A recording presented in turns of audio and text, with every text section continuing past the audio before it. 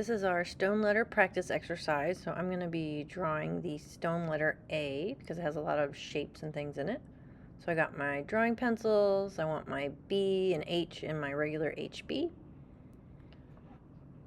And the first thing you want to do is look at the shapes that you see in the letter and then lightly sketch them out using the box as a guide. So I'm looking at what is that angle, using my pencil to measure. What are the angles I see? So I'm creating that envelope. I am drawing around the outside first to kind of get my framework there, and then I'll go back in and refine. So I see an angle there, and I see an angle there. And then I end up making mine a little bit taller, which is fine. It doesn't have to be super perfect, but you want it to resemble it pretty closely. So I'm drawing in that little shape.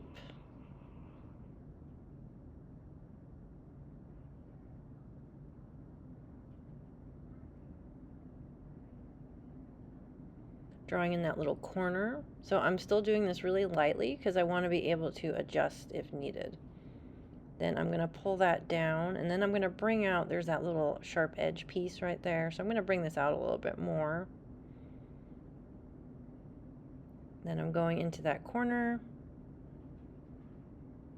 and then down, and then there's like a flat edge right there.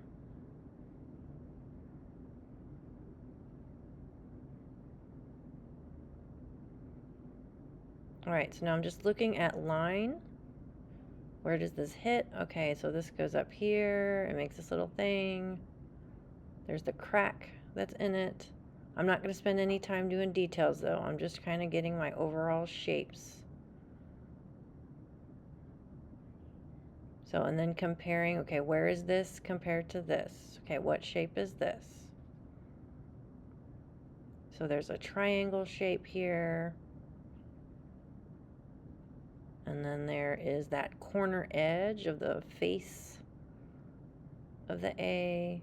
So getting this corner pretty close is important.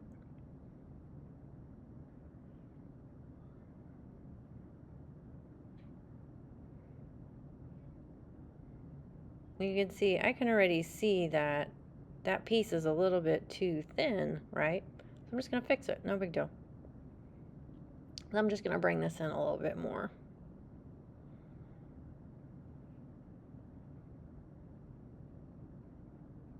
So make little adjustments as you go and keep checking, looking at your reference. Look at the spacing, look at the shape, look at the line. Make sure you just take your time.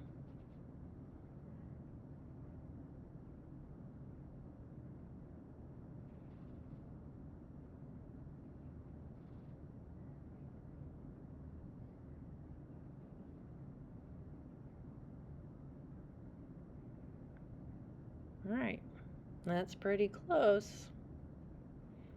So I got all my major shapes outlined and all my places where I'm going to be adding different values. Now to shade, you want to look at your letter, and each one's going to be a little different. And where's the darkest? Where's the middle? Where's the light? So you could even do what I did there is then number it. So I know the face of the A is about a 3. So I'm going to use the side of my pencil and put down a layer of graphite and make it a level 3. So I know the piece next door on the corner is kind of a level 4, so it needs to be a little bit darker. There should not be any values next to each other. So you shouldn't have a shape that's at a level 3 next to another shape that's at a level 3. And you might need to push some values, make some a little darker or a little lighter than what you see to do that, and that's fine. And then this is sped up quite a bit, so this did not just take me 13 minutes to do. So keep that in mind. I do not shade this fast. But I'm putting down my first layer of graphite. So this is like my base. So everything's either going to be lighter or darker than this. And then you can see there's some marks. That's from stuff on the table. So try to shade on a clipboard or drawing board or something that's a little bit more of a flat surface. Then I'm going to use a tissue to blend because I want this to have a little bit less pencil strokes in there. But I will go back over with a pencil. So you don't want to just blend it, make it look like mashed potatoes, and then leave it. You want to do a balance. So blend it and then go back over it. So you're still seeing your hand in the drawing. Don't overblend. Sometimes people use blending with tools as a crutch, so we don't want to do that. So that little piece right there, that's a 0. That's just the paper, so I'm going to leave that.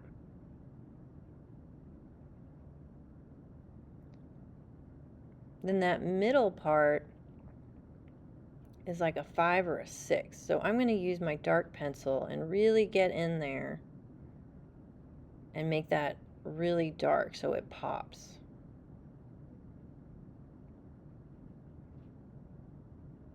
And I'm making sure to have nice strong edges because it's a stone letter, so it has edges.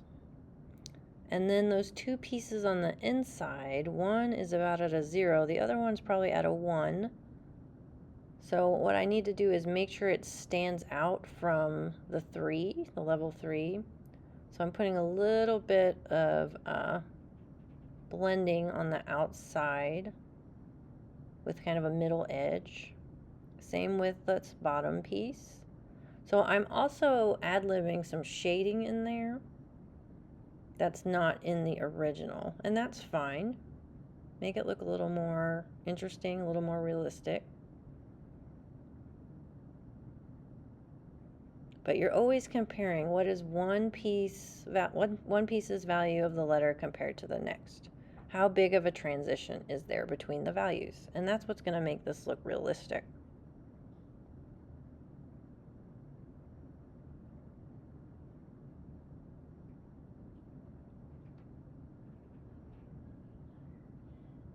So I'm making that piece pretty dark.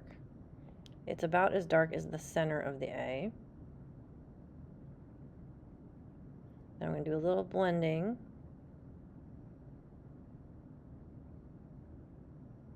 And then I'm going to make that, so that has to be a little bit darker than the A, like that big level 3. So this is where it gets tricky when you have values that are kind of close but a little bit different. So I added a little bit of a dark shadow on that piece at the top, and now I'm making this piece darker than the front of the A. And then this piece is a little bit darker, and then it goes back to being a little bit lighter. So you can play around with it and make some pieces a little bit darker to add contrast, but you always want to make sure every single piece has its own value.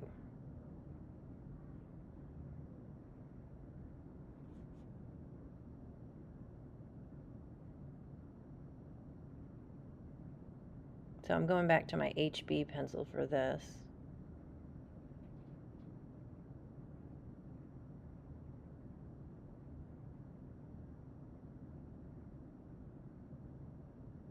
And this is about the same value.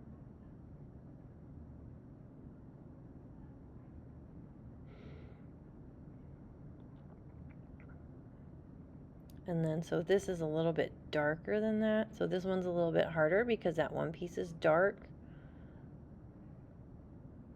So I need to make sure they're different though. So I need to decide what I'm going to do here.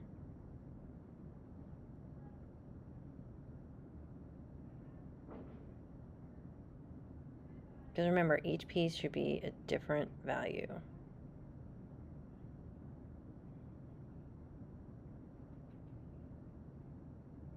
So what I end up doing is adding a little more depth, a little bit more value to that triangle, and then trying to make the right side of that A just a little bit lighter than that.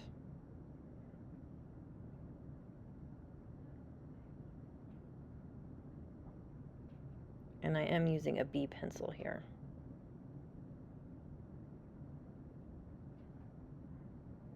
And then I'm going to go back and lighten those two areas because I want it to be lighter.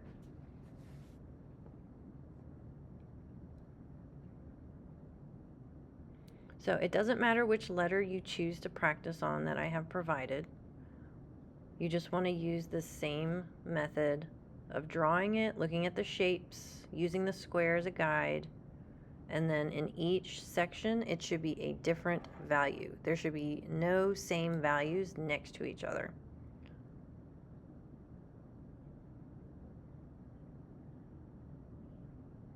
So again, in that little piece that's sticking up is darker than the right side of the A, so I have to kind of play around with that too.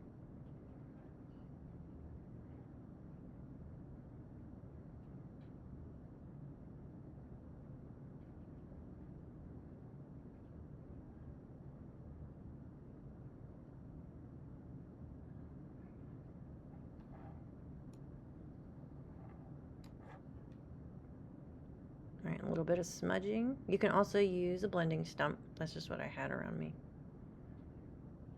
But don't just settle with just the blending stump. Add a little bit more of pencil work back in there so it doesn't look like mashed potatoes.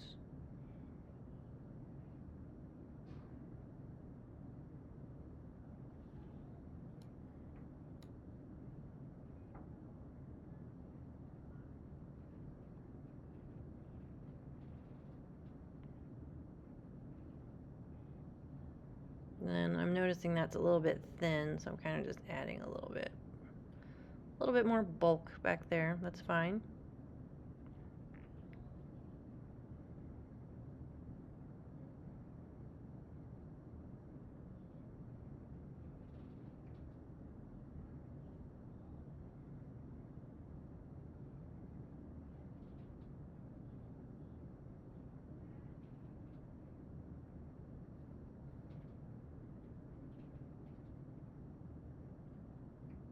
And using my eraser to kind of clean up edges. So I'm refining right now, going back through where does it need a little oomph, adding a little bit of darkness down there, cleaning up some edges. All right, there we go. So once you're done, just make sure you check in with me.